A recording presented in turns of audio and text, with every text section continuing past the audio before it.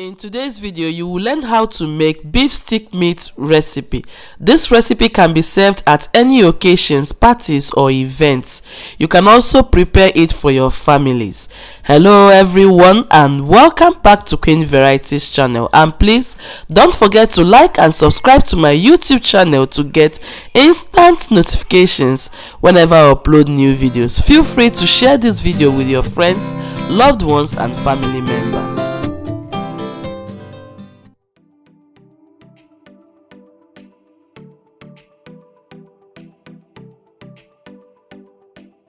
Carefully place all your washed beef inside the pot and then go ahead and add a blended combination of scotch bonnet peppers, ginger and garlic inside the pot. Next, add your onions, and here you can see I am using 3 different onion flavors: the spring onions, white onion and the purple onion. After adding my onions inside my pot, what I'll do, guys, is to use my spoon to just spread the onions at the surface of the beef, and then make sure that the onions have touched every area. Then go ahead and break in 1 chicken cube inside the pot. You can also substitute the chicken cube with knorr cube or any of your favorite cube. Once that is done, I'll add a combination of black pepper and turmeric inside the pot. Guys, this ingredient helps to intensify the flavor and bring out the beauty of your beef. Just before I forget, guys, it is very important to slice your beef into little bite sizes. It makes a whole lot of difference for this recipe.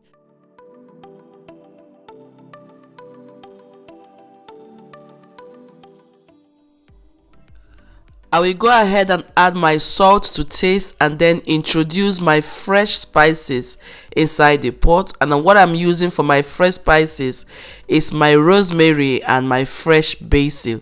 And then I will give it a touch of vegetable oil at the surface of the beef, cover my pot and allow the pot to cook without adding any drop of water inside the pot. Remember, guys, I have always told you that because we washed our beef, there is still moisture in the beef while the beef is still cooking. So just cover the pot and cook. And after 5 minutes, you will notice that the beef has released a reasonable quantity of water inside the pot. 5 minutes later, I will open the pot and then stir the pot appropriately. As you can see, the stock is looking already very beautiful. That is the reason why I just dropped in a little vegetable oil inside the beef stock to avoid a darkened stock. So now just cover the pot once again and continue cooking for extra 10 minutes.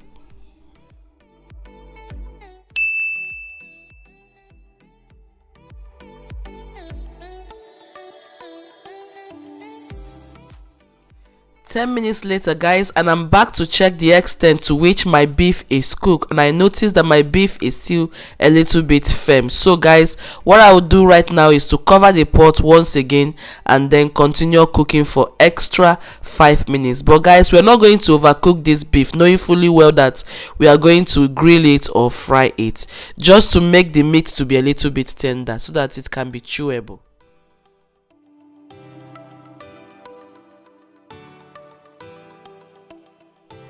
After a total period of 20 good minutes, the beef has finally completed its cooking process. So what I'll do right now is to set the beef aside and then transfer all the beef to my baking tray. Then I'll go ahead and put them inside my oven.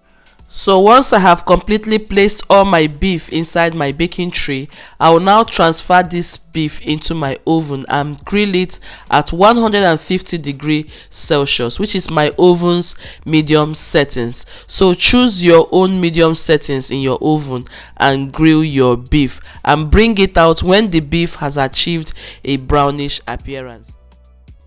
If you prefer to fry the beef, then you can as well toss the beef inside a hot heated oil and then fry it until you have achieved a brownish appearance. But guys, we are going for a healthier version here because we don't want to take in a lot of cholesterol into the system. Guys, here is my leftover stock from the beef recipe. So what I'm going to do is to transfer it into a container, and then I'm going to refrigerate it until when I'm going to make any other emergency recipe, like the way I made the emergency jollof rice recipe. Guys, if you have not watched that recipe, guys, go ahead and watch that recipe and see how you can use your stock from this type of recipes to create an emergency recipe in your lazy moments. So right now we are going to prepare the sauce for this recipe.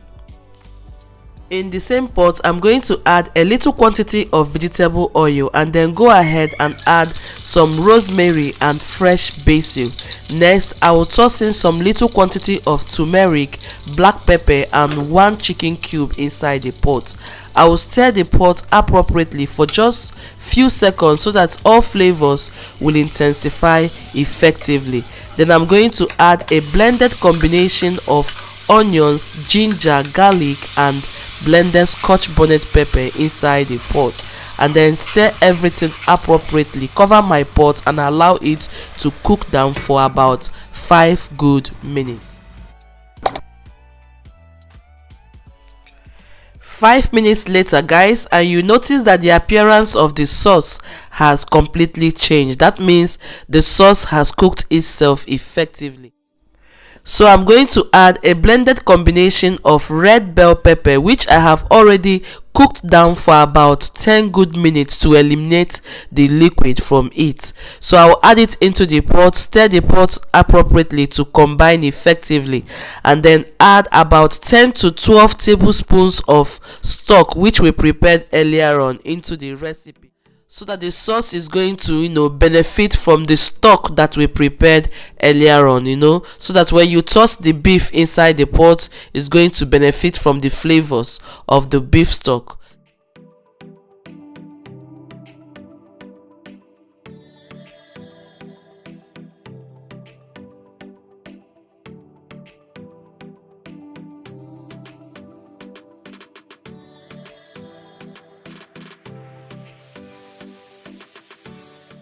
So I will go ahead and then toss in my salt,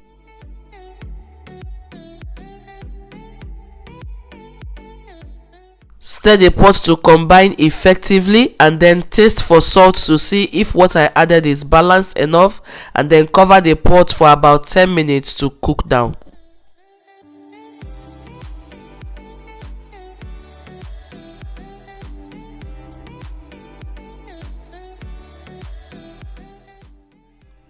Ten minutes later, you notice the sauce is looking already perfectly cooked, but still I want to cook it for extra 5 minutes so that the appearance of the sauce will look a little bit darker in nature. Guys, for this recipe you have to apply patience. Patience is the key to a fantastic recipe, and we are cooking on medium to low heat. This will help all flavors to come up and your sauce will taste super delicious. 5 minutes later, guys, you see that the sauce is darkened in appearance and looking very beautiful. So go ahead and begin to introduce the beef that we have already grilled earlier on. If you have fried yours, then begin to add all the grilled or fried beef inside the pot at this point in time, and then begin to mix it appropriately inside that sauce so that all the beef will benefit from the sauce we have prepared. Guys, oh, this recipe is so delicious, and this is the key to a fantastic recipe: patience. Patience is key. So you have to be very patient. I know that maybe we have spent so much time making this recipe, but guys, at the end of the recipe is going to be worth the time, because or any kind of occasions, this is the best approach to adapt for this recipe, and it's going to come out super fantastic. 10 minutes later, after adding the beef, guys, look at what we have here. Oh my god, the sauce is looking so delicious, and you can see that the beef has marinated itself in the sauce. That means all flavors have penetrated deeply inside the beef. In fact, When you chew this beef with any of your favorite drink, if you're taking stout, malt, Coca-Cola, whatever is your favorite, you will understand that there is a difference between Jesus and Christ. So now what we are going to do is to use our sticks and then place every of those beef inside the stick. So all you have to do is do it according to your choice. Just watch the screen and follow the steps, and that is it, guys. We have come to the end of today's recipe. It's as simple as that. Remember, guys, I told you that the secret to this recipe is patience. When you taste this recipe, you will understand that this is the tastiest stick meat recipe you will ever come across. I guarantee this recipe, it is so delicious. In fact, you will even become an addict. You will be making this recipe on daily basis. If you have enjoyed watching this video to this extent, guys, don't forget to check my description box below, because I will be leaving various links in my description section, guys. Please check out those links and then watch the videos, because they are related to this particular video. And please, guys, I want to sincerely apologize for my voice output in this video. I am not feeling so fine, but I had to manage myself, to speak to you guys. I hope I didn't bother you in any way. And if you're hearing my voice for the first time, I'm sorry if you don't like my voice, but check out my other videos. You will see I have a better voice than what you're hearing at this particular point in time. Thank you so much for joining me in today's episode. I really hope you guys have enjoyed today's recipe. Don't forget to like and subscribe to my YouTube channel to get instant notifications whenever I upload new videos. And please feel free to like and share this video with your friends, family members, and loved ones.